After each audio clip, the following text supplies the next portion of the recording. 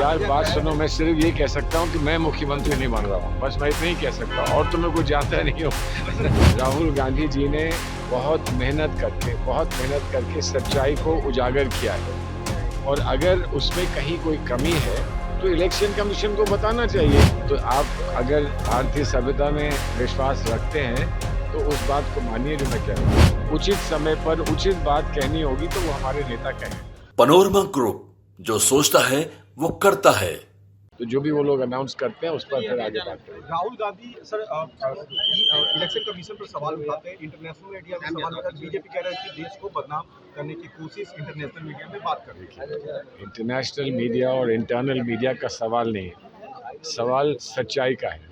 सच्चाई कहीं भी कही जा सकती है, और जो बात सच ना हो वो कहीं नहीं कहा जा सकती। तो उसमें इंटरनेशनल और डोमेस्टिक मीडिया का क्या सवाल है।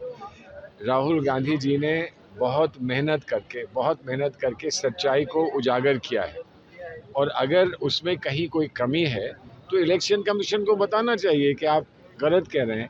राहुल जी ने तो ये कहा है कि मैं आप ही के डॉक्यूमेंट्स और आप ही का डेटा लेकर उसको एनालाइज करा के और वो सबके सामने पेश कर रहा हूँ।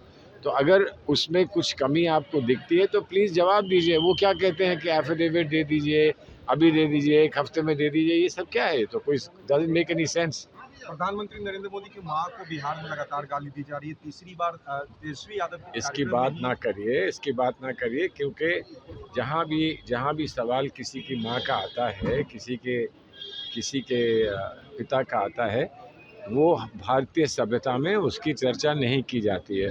तो आप अगर भारतीय सभ्यता में विश्वास रखते हैं तो उस बात को मानिए जो मैं कह रहा हूँ। कार्रवाई होनी चाहिए सर। वैसे मैं कह रहा हूँ ये चर्चा ही नहीं होनी चाहिए, ये गलत है, ये चर्चा नहीं होनी चाहिए और चर्चा नहीं होगी, ऐसा मुझे पूरा विश्वास है। सर, ये लगातार बढ़ते जा रहा है, रुकिएगा कैसे? कार्रवाई की जरूरत है सर।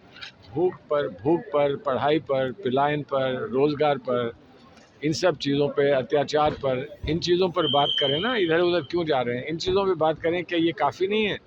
अरे ये तो कई महीने का काम है। अगर बैठकर इसको एनालिसिस करना शुरू करें तो बहुत महीने का काम है, और बहुत बड़ा दायित्व है। जो भी सरकार में चुन के आता है उस पर एक बहुत बड़ा दायित्व है कि बिहार में इन सारी समस्याओं का समाधान निकाल के दे। तेजस्वी प्रसाद यादव सर मुख्यमंत्री के फेस को लेकर क्या ये यार बात सुनो, मैं सिर्फ ये कह सकता हूँ कि मैं मुख्यमंत्री नहीं बन रहा हूँ, बस मैं इतना ही कह सकता हूँ, और तो मैं कुछ जानता नहीं हूँ।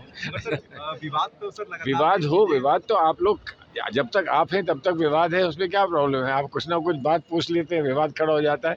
लेकिन मैं ये बोल रहा हूँ कि जो आपस में सारे नेता, हमारे अलायंस के सारे नेता आपस में बैठ के बात करते हैं और करेंगे, उसमें सारी बात स्पष्ट हो जाएगी। तो आप उसमें चिंता क्यों कर रहे हैं? आप उसमें परेशान मत होइए। जब उचित समय पर उचित बात कहनी होगी तो वो हमारे नेता कहेंगे। अभी इंतजार कर रहे हैं सीएम फेस के लिए। नहीं, हर उस बात का इंतजार करिए जिसके लिए कोई कुछ अभी नहीं कह रहा है, उसका इंतजार करिए। सर, सीडब्ल्यूसी की बैठक होती है और बीजेपी के लोग कह रहे हैं कि जो लोग बिहार का अपमान करते हैं वैसे लोगों को बिहार में सीडब्ल्यूसी के मीटिंग में बुलाया गया है। देखिए बिहार का अपमान किया। देखिए, हमने किसको बुलाया है? हमारे नेताओं ने ये मानकर उनको बुलाया है कि उनके आने से फ़ायदा है, बिहार का फ़ायदा है, पार्टी का फ़ायदा है। अब वो निर्णय हमारी पार्टी का है, हमारे नेताओं का है, उस पर दूसरे लोग टिप्पणी क्यों करते हैं? वो ना बुलाएं। उन्हें कोई पसंद नहीं आता तो वो ना बुलाएं, और जो पसंद नहीं आता उसके बारे में चर्चा क्यों करते हैं? चर्चा उस बात पे करें जो उनको पसंद आता है, उसकी चर्चा करें। ठीक है, थैंक यू।